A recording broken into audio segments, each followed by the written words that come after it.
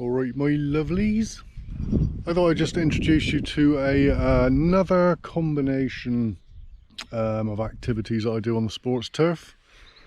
This works alongside the Amazon groundkeeper, and now and again I will take this little tool out and give it a little brush first.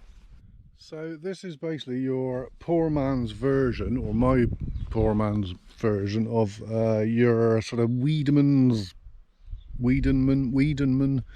something like that, terra rake, that sort of thing, the multi-tined, small, you know, just tiny-tined, multi-road rake that will get down in and scratch everything out. And I can't afford one of those, so for a few £100, this came up together. And you've got all these little babies going down into there.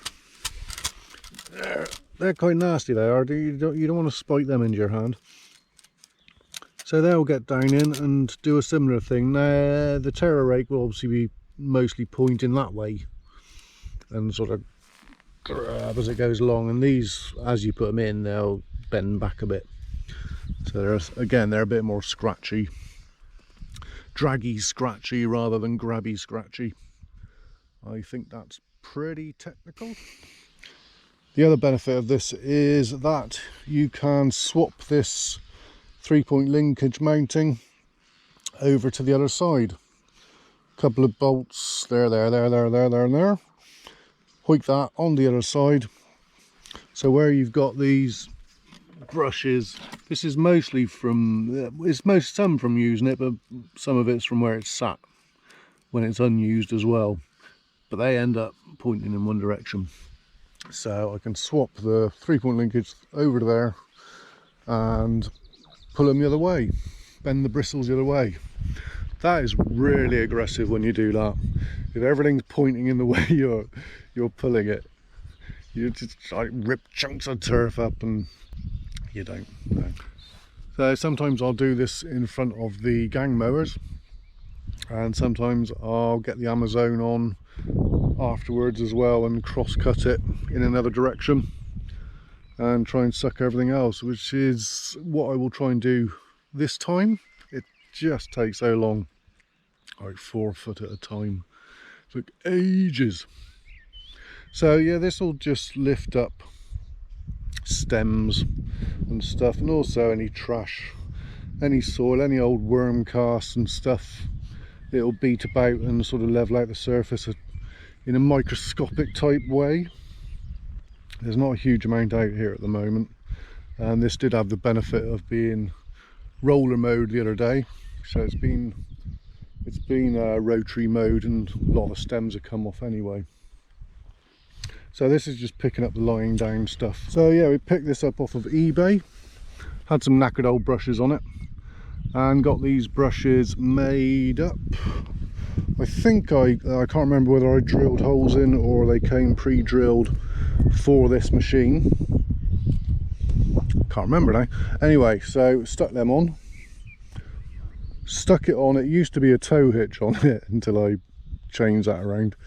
And I stuck it on the GT75 little tractor, and it just stopped.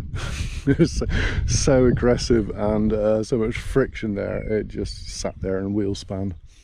So this would usually go on the little BX231, but I find the BX231 is quite low geared in high gear, and you have to rev the hell out of it to get much speed. So this one will just trundle along in highest gear, 1300 revs, 9 kilometers an hour. So in this part of the field here, we've got quite a few rabbits around. Bless their little grey cotton socks.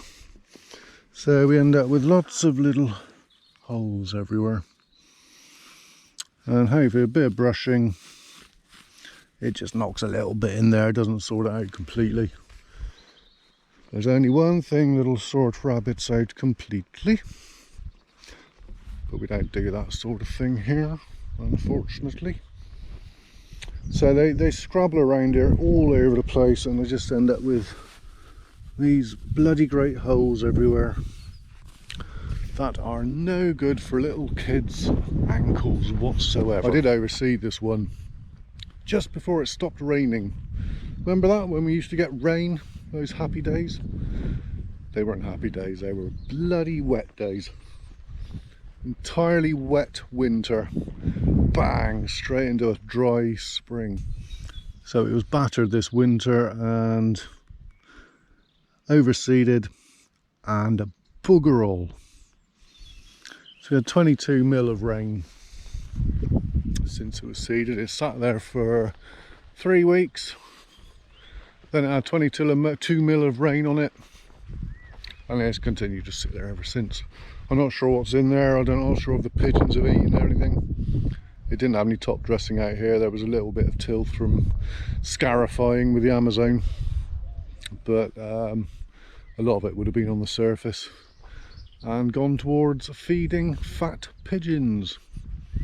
Grey things, pigeons, rabbits, badgers, if you count black and white, I suppose.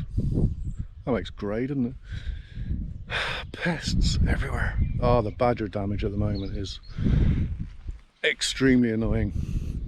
He seems to go for sort of stuff I've just mowed and made look really neat, and I go back the next day and there's just this carnage.